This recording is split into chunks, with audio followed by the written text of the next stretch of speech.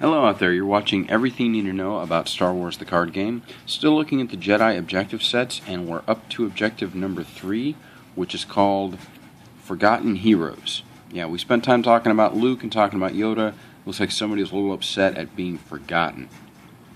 Forgotten Heroes is a standard 5-1 objective, so again it can take 5 points of damage, it can produce 1 resource. It does not have a trait, there is no planet system name here. It does have a reaction. It says after you play a Force user unit, draw 1 card.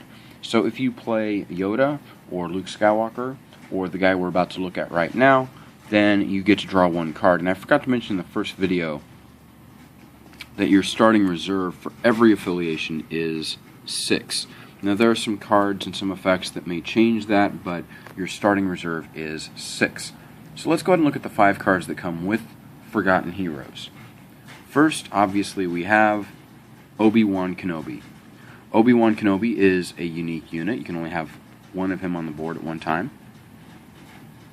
He costs 5. He has 4 Force icons, which is amazing. 4 Force icons there. He's a Jedi affiliated unit. His combat icons, and he has 4 of them, he has 1 unit damage, 1 tactics icon, 1 edge-enabled tactics icon, and 1 edge-enabled blast damage. As I mentioned, he's a character, and he's a Force user.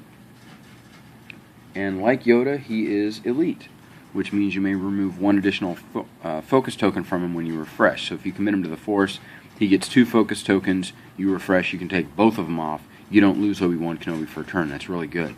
While this unit is participating in an engagement, your opponent must place the first card of the edge stack face up. That's really, really important. That way you see what card they're putting in the edge stack first. You know how many Force icons you're dealing with, and that's a big, big advantage. So, a little bit of knowledge. Obi-Wan Kenobi is really good to commit to the Force and really good to use in an engagement. And he has 3 damage capacity, 3 health, which is really important because a lot of them only have 1 or 2. Yoda only has 2. Our second unit in the objective set is Jedi In Hiding. Jedi In Hiding has a cost of 2, 1 Force icon, Jedi unit, 2 unit damage, that's big, and an edge-enabled blast damage. He's a character, he's also a Force user. So any of those cards that applied to Force user would apply to Jedi In Hiding. The only drawback to him is that he only has a health of 1. You only take 1 damage and then he is dead. We have a couple of events. The first one is Jedi Mind Trick. Jedi Mind Trick is an event that costs 1 resource, has 1 Force icon, is Jedi affiliated. So you would need to use a Jedi card to produce that resource. It is Force, it is Control, it is Sense, it is Alter. Again, these are just 4 different traits. If you have cards that interact with a Force card or a Sense card, this would be a card that applied to that. It has an action. Place 1 focus token on a target character or creature unit. So right here in this text area, if it said character or creature, then you would be able to use this card on that unit. If the balance of the Force is with the light side, place 2 focus tokens on that unit instead. So this is a way to take a character or creature out of the game for a couple of turns, because if it already has a focus token on it, you may put a 2nd focus token. If the balance of the Force is with the light side, you put a 3rd. Very, very useful.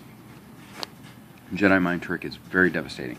And the other event we have is our Most Desperate Hour. Hey, look, it's a neutral card. This means that if you were to play a resource to put a neutral card out there, that you wouldn't have to worry about a resource match. But that's okay because it costs 0 anyway. It has 1 Force icon. For 1 action, it says place 1 shield token on a target character unit, even if that unit is already shielded. That is big.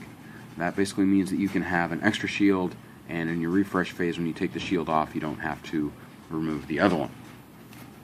And finally, we have a Fate card.